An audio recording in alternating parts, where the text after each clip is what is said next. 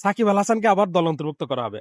আমি ভারত বাংলাদেশকে বিশ্বকাপ থেকে বাইরে রেখেছে ইচ্ছে করে। এটা যুগ যুগ ধরে জনগণকে বোকা ভেবে এসেছে রাজনৈতিক দলের নেতারা, মন্ত্রীরা, আমলারা, যে সরকারের ক্ষমতায় গেছে। এখন দেখতেছি ক্রিকেট বোর্ডও ক্রিকেট বক্তাদের ভাবতেছে বোকা। তারা হচ্ছে বোকা। লাস্টের শব্দটা আমি উচ্চারণ করলাম না। বিশ্বকাপের বিষয়ে সম্পূর্ণ একটা ব্যর্থতা এই ক্রিকেট বোর্ডের। কূটনৈতিক দিক থেকে সম্পূর্ণ ব্যর্থতা। সরকারের কিছু কোটচাল আছে, তারা চাচ্ছে যাওয়ার সময় তারা একটা ভারত বিরোধী একটা সেন্টিমেন্ট কাজে লাগিয়ে তারা হিরো হয়ে যাবে, সব ব্যর্থতা ভুলে যাবে, যে হাইদি ভাইয়ের ইস্যু থেকে সবকিছু জনগণ ভুলে যাবে। ওই জনগণকে যেটা বোকা পাবে আর কি। বোকা পাবে না, আসলে জনগণ বোকাই। না হলে একটা ইস্যু শেষ হতে আরেকটা ইস্যু আমাদেরকে দড়িয়ে দেওয়া হয়, সামনে নিয়ে আসা হয়, আমরা আগেরটা ভুলে যাই। তো আসলে আমরা বোকাই। এখন ক্রিকেট বক্তাদেরও বোকা বানিয়ে ফেলেছে, দেখেন কিভাবে। আমরা জানি গতকালকে আইসিসির মানে সিদ্ধান্তের অপেক্ষায় ছিল সারা ক্রিকেট বিশ্ব, বিশেষ করে বাংলাদেশের মানুষ তো বটেই। ওই সময় কিন্তু বাংলাদেশ ক্রিকেট বোর্ডের একটা মিটিং ছিল, এটা পূর্ব নির্ধারিত ছিল। অনেকে বলার চেষ্টা করতেছে, আমি ধরলাম পূর্ব নির্ধারিত। আইসিসির সিদ্ধান্ত আমরা সময় জানি, বাংলাদেশকে বাদ দিয়ে অফিসিয়ালি তারা স্কটল্যান্ডকে অন্তর্ভুক্ত করেছে নতুন শিডিউল অনুযায়ী, নতুন ভাবে শিডিউল করেছে। শিডিউল তো করেনি, ওই বাংলাদেশের জায়গায় বাংলাদেশকে আউট করে দিয়ে আপনার স্কটল্যান্ডকে ইন করানো হয়েছে ওখানে। কিন্তু বাংলাদেশের ক্রিকেট বোর্ডরা দেখেন, বাংলাদেশের ক্রিকেট বক্তাদের কেউ বোকা বানালো। এই যে আসিফ আকবর, কি বলবো। তো বাংলাদেশের ক্রিকেট বোর্ড সিদ্ধান্ত নিল কালকে যে সাকিব আল হাসানকে আবার দল অন্তর্ভুক্ত করা হবে। আমি এখানে কোনো দ্বিমত নাই। সাকিব আল হাসান বাংলাদেশের বেস্ট প্লেয়ার, হিস্ট্রির বেস্ট প্লেয়ার এখন পর্যন্ত, এটা কোনো দ্বিমত নাই। সাকিব আল হাসান বাংলাদেশের পক্ষে খেলুক, সেটা আমিও চাই। ক্রিকেট বক্তা হিসেবে আমিও চাই বাংলাদেশের ক্রিকেটের ভালো হোক। সাকিব আল হাসানের মতো একজন ক্রিকেটার দরকার আছে বাংলাদেশে, এখনো আরো 2-1 বছর চাইলে খেলতে পারে। কিন্তু ভাই এই মুহূর্তে এই ঘোষণাটা দেওয়ার কি দরকার ছিল? ওই যে আমরা বিশ্বকাপে খেলতেছি না প্রথমবারের মতো 99 ওয়ার্ল্ড কাপের পর থেকে, এটা দেখে দেওয়ার জন্য আমাদের উপরে আরেকটা ইস্যু তৈরি করে দেওয়া হয়েছে। এখন কেউ সাকিবের পক্ষে, কেউ বিপক্ষে।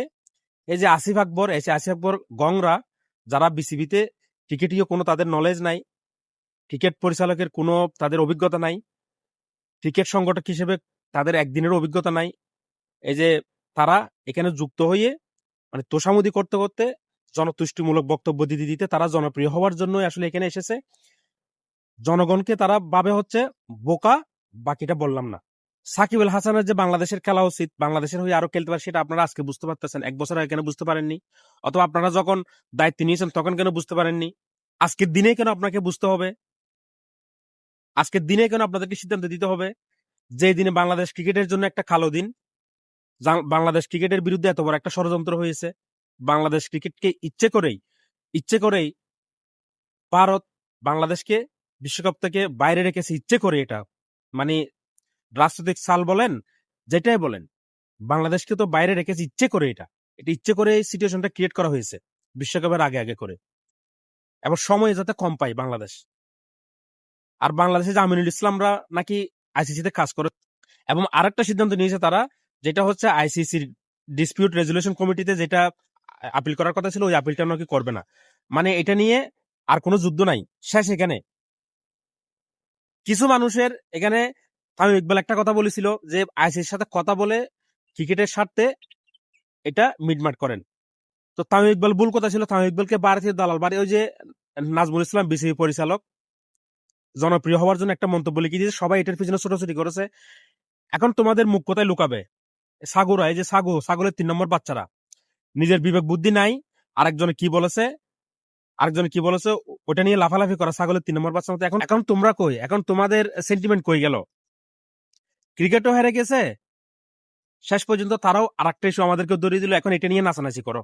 ছাগলের 3 নম্বর বাচ্চার মতো এখন এই ইস্যুটা নিয়ে নাচানাচি করো, সাকিব আল হাসান ইস্যু নিয়ে নাচানাচি করো। তোমাদেরকে এটা শেষ হতে হতে আরেকটা ধরিয়ে দিবে বিসিবি। আগে ভাবতো সরকার জনগণকে বোকা, এখন বিসিবি ভাবতেছে, বিসিবি পরিচালকরা ভাবতেছে তারা যা বলবে আমরা তাই লুফে নিব, আমরা নাচানাচি করবো এগুলো নিয়ে। এখানে ক্রিকেটের লসটা হয়ে গেছে, বিসিবি পরিচালকরা বাইরে হয়ে গেছে। আসিফ আকবর তো এমনিতে আসলে জনপ্রিয়, আরো জনপ্রিয় হয়ে গেছে। ওই যে তামিম ইকবালকে দালাল বলে ফেলা, আর ওই যে যাকে কেউ চিনতেও না বিসিবি পরিচালক নাজমুল ইসলাম, সে মাঝখানে পরে ভাইরাল হয়ে গেছে, সে পরিচিত হয়ে গেছে, সে হিরো হয়ে গেছে। যার কোনো অস্তিত্ব ছিল না, তামিম ইকবালকে নিয়ে একটা মন্তব্য করে সে হিরো হয়ে গেছে। এখন বাংলাদেশের হিরো, আগামী প্রজন্মের হিরো, নতুন প্রজন্মের হিরো, 2026 সালের হিরো। কি আর বলবো, আমরা বোকাই। বোধহয় এভাবে আমাদেরকে ট্রিট করা হবে, আর আমরা আসলে এটাই ডিজার্ভ করি বাংলাদেশের জনগণ।